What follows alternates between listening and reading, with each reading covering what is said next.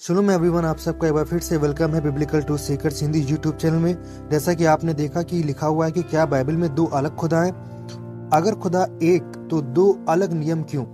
जैसा कि हम देखते हैं कि हमारे आसपास जो प्रचारक हैं, बहुत सारे लोग बड़ी तादाद में एक आम शब्द बोलते हैं जिसका मायने होता है पुराना नियम और नया नियम, मतलब कि ओल्ड टेस्टामेंट और न्यू टेस्टामेंट, पुराना ऐतनामा, नया ऐतनामा।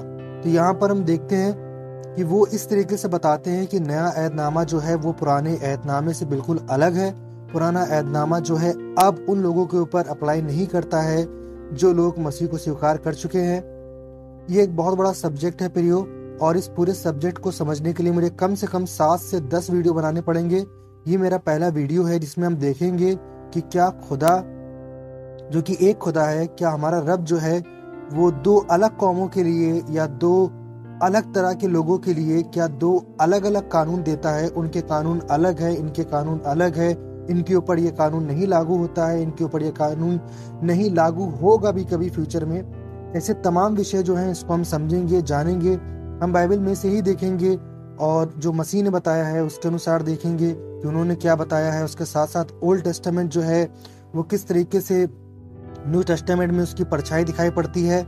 और एक बड़ा ही खूबसूरत सा लफ्ज है कि मसीह ने शरीयत को पूरा कर दिया, मतलब कि मसीह ने व्यवस्था को पूरा कर दिया। इस सब्जेक्ट को भी हम लोग देखेंगे, लेकिन जो मेरा आज पहला वीडियो है ये इंट्रोडक्शन है आपको थोड़ा सा, जिससे आपको पता चलेगा कि बहुत कुछ सीखने के लिए उन प्रचारकों के लिए भी जो ये कहते हैं कि बाइबल जो है दो हिस्सों में बटी हुई है और पुराना जो है हमारे ऊपर अप्लाई नहीं करता है, और कई तरीके की उनकी थिंकिंग है जिसके विषय में हम बात करेंगे। तो आज हम पहले देखेंगे, आज का जो हमारा पहला वीडियो है इस विषय को लेकर के, उसमें हम पहली आयत देखेंगे जिसमें है प्रकाशित वाक्य, मतलब कि मुकाशफा की किताब, रेवलेशन की किताब 22वां उसका बाब, उसका अध्याय, उसकी 14वीं आयत में लिखा हुआ है, धन वे हैं जो अपने वस्त्र धो लेते हैं, क्योंकि उन्हें जीवन के पेड़ के पास आने का अधिकार मिलेगा और वे फाटकों से होकर नगर में प्रवेश करेंगे। इंग्लिश में आप देखेंगे तो इस तरीके से लिखा हुआ है, blessed are they that do his commandments, that they may have right to the tree of life and may enter in through the gates into the city। तो यहाँ पर हम देखते हैं कि इसमें लिखा हुआ है कि वो लोग ब्लेस्ड हैं, मतलब कि वो आशीषित लोग हैं, बरकत से भरे हुए लोग हैं जो कि कमांडमेंट्स, मतलब कि आज्ञाओं का पालन करते हैं, और उनको ये हक है, उनको ये अधिकार है कि वो ट्री ऑफ लाइफ, मतलब कि जिंदगी के दरख्त के पास में जाएं और जिंदगी के नगर में, जिसमें हमेशा की जिंदगी होगी, उस नगर में उनके फाटकों में प्रवेश करें। तो यहाँ पर हम दो चीज देखेंगे जिसमें खास है, कमांडमेंट्स और दूसरी बात है tree of life. Tree of life मतलब कि जीवन का वृक्ष जो है वो हमें मिलता है उत्पत्ति की पुस्तक में, जहाँ पर आदम और हव्वा ने पाप किया, परमेश्वर की खुदा की आज्ञा को तोड़ दिया और उन्होंने वो काम किया जिसके विषय में खुदा ने कहा था कि तुम्हें ये काम नहीं करना है, और उन्होंने खुदा की आज्ञा को तोड़ दिया, पामाल किया, और फिर उसके बाद में वो जिंदगी के दरख्त, मतलब कि ट्री ऑफ लाइफ से दूर हो गए। और खुदा ने क्या किया, उसके आगे फिर ऐसी एक दीवार बना दी आग की तलवारों के रूप में कि अब उसको इंसान के पाने के बस में या आदम हव्वा के पाने के बस से दूर कर दिया।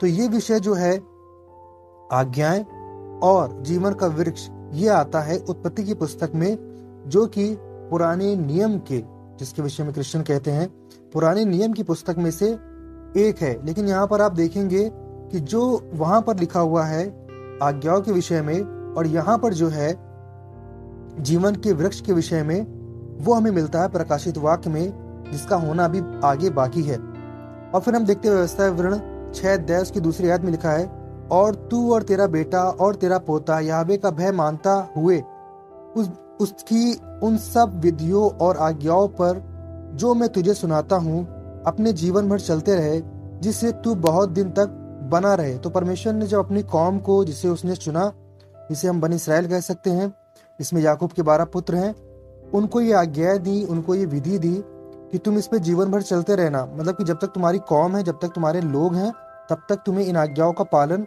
करना है।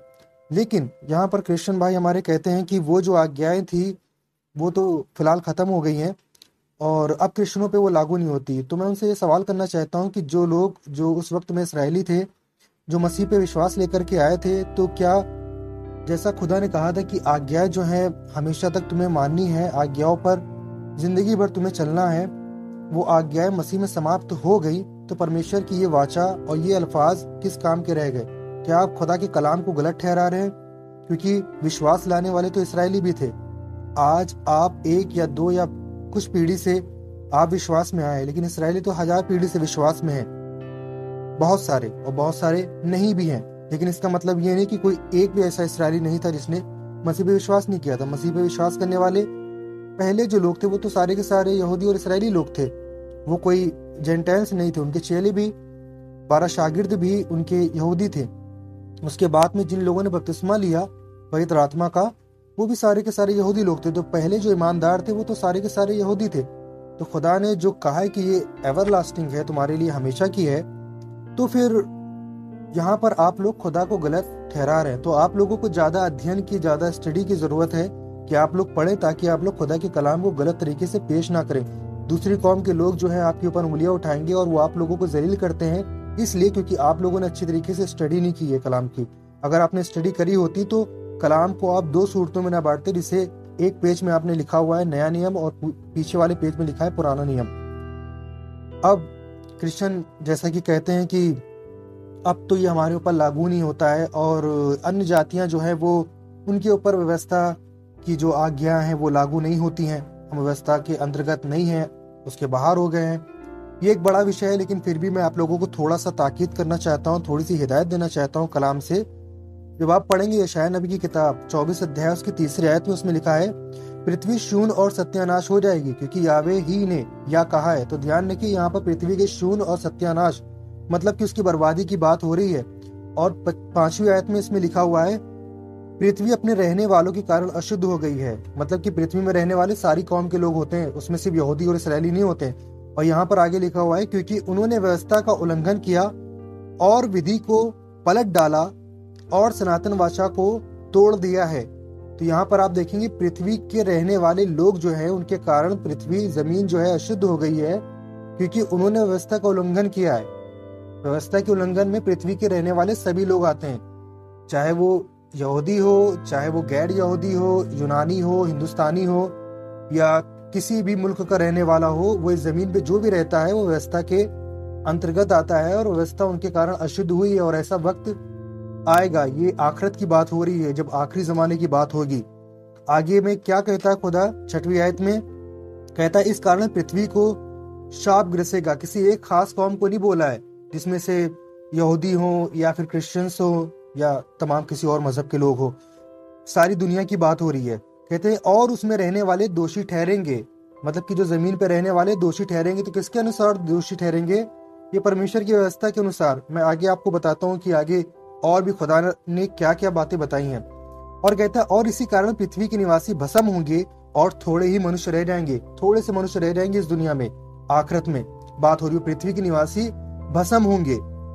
आप लोग यहाँ पर ये भी कह सकते हैं कि ये हो सकता है कि ये चीज हो गई हो और अब जो है ये चीज नहीं होगी, किसी और जमाने में हुई होगी, क्योंकि क्रिश्चियंस के पास में बहुत सारे बहाने हैं। और ये बहाने मैं बचपन से सुन रहा हूँ, और बचपन से सुनते सुनते बहाने में इतना बड़ा हो गया हूँ और 30 साल के करीब पहुंच रहा हूँ अभी।